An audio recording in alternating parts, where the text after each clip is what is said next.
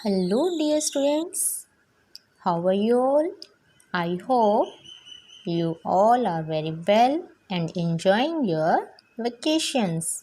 Dear student, as you know, in last video we learned about two types of noun, and the first was proper noun, second was common noun.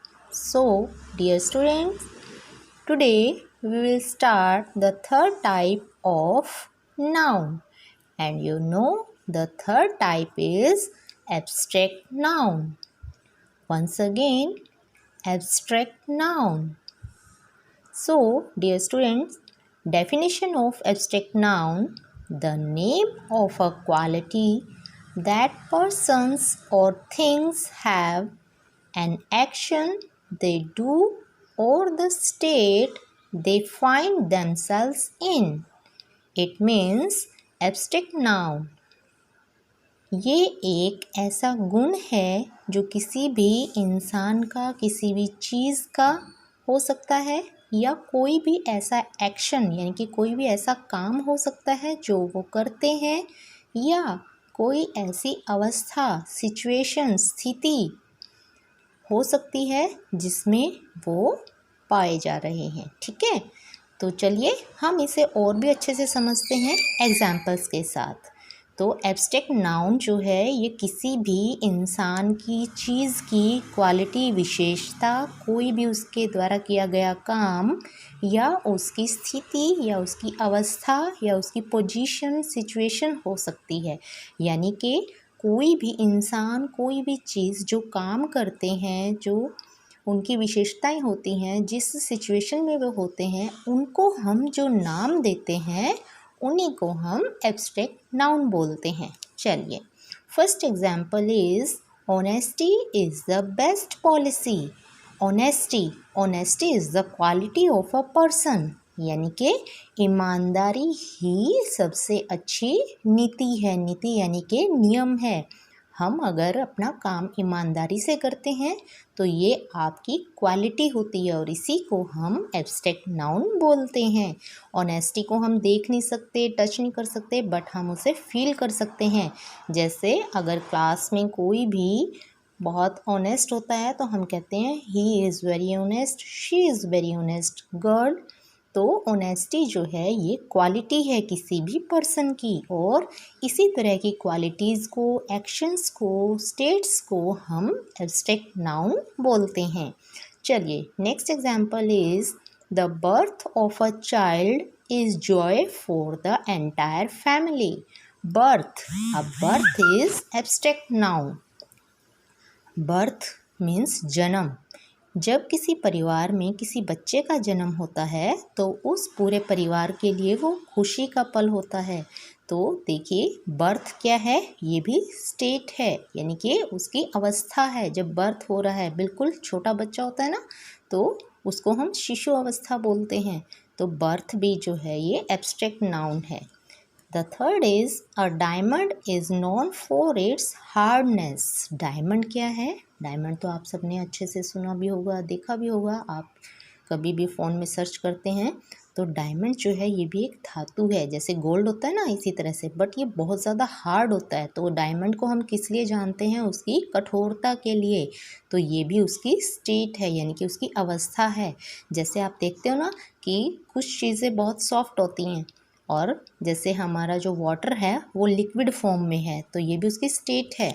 तो इसी तरह हम कह सकते हैं कि ऐसे कुछ वर्ड्स जो किसी भी क्वालिटी को, एक्शन को या स्टेट को शो करें, उन्हीं को हम एब्स्ट्रैक्ट नाउन बोलते हैं।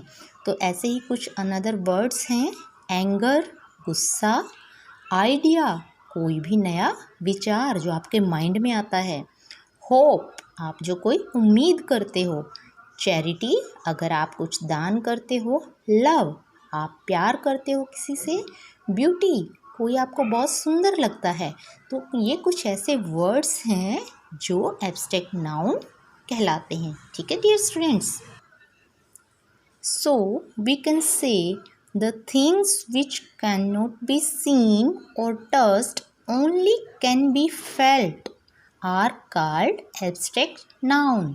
तो देखिए ये फिर से एक डेफिनेशन है जो मैंने यहाँ ली है आपको और भी क्लियर करने के लिए एब्स्ट्रैक्ट नाउन के बारे में, कि कुछ ऐसी चीज़ें जिन्हें हम देख नहीं सकते, टच नहीं कर सकते, लेकिन केवल उन्हें फील किया जा सकता है, महसूस किया जा सकता है, उन्हीं को हम एब्स्ट्रैक्ट नाउन बोलते हैं।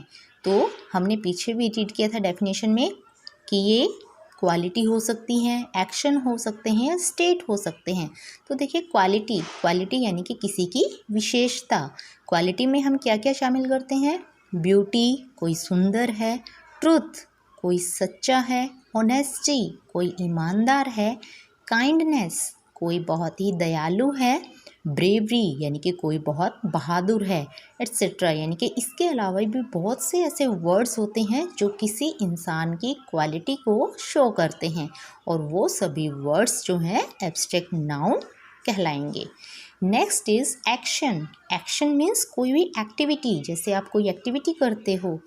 थेफ्ट, कोई चोरी करता है। बिहेवियर, किसी का बिहेवियर यानी कि कोई नॉटी है, कोई शाय है, तो ये सब उनके बिहेवियर हैं। और चैरिटी यानी कि कोई दान करता है, ये भी उसका एक्शन है। तो इन सब वर्ड्स को भी हम एक्शन में शामिल करेंगे और ये सारे वर्ड्स भी हमारे एब्स्ट्रैक्ट नाउन कहलाएंगे। ठीक है dear students. And the next is state. State means अवस्था, परिस्थिति। तो सिकनेस, जैसे जब कभी हम बीमार होते हैं तो हमें कैसा लगता है कि हमारी बॉडी जो है वो बहुत ज़्यादा थकी हुई सी है, तो उसे हम फील कर सकते हैं। ठीक है। चाइल्डहुड यानी कि बचपन, जब कोई बहुत छोटा बच्चा होता है। यूथ, जब कोई जवान हो जाता है तो ये उसकी स्टेट है। फ्रीडम, आज़ादी, यानी कि जब किसी भी तरह की हम दास्ता से, या हम कहें कि किसी के दबाव से हम अपने आप को फ्री महसूस करते हैं, तो वो जो हमारे भाव होते हैं वो भी हमारे एब्स्ट्रैक्ट नाउन कहलाते हैं। एंड स्लेवरी, स्लेवरी मीन्स क्या होता है? दास्ता, किसी की गुलामी करना, किसी का गुलाम बनकर रहना, किसी का नौकर बनकर रहना। तो ये सब जो हैं ये स्टेट में शामिल होते हैं और इन्हीं को हम एब्स्ट्रैक्ट नाउन बोलते हैं। I hope dear student you will revise abstract noun today, and please like, subscribe and comment on my channel. Okay dear students, take care. Goodbye.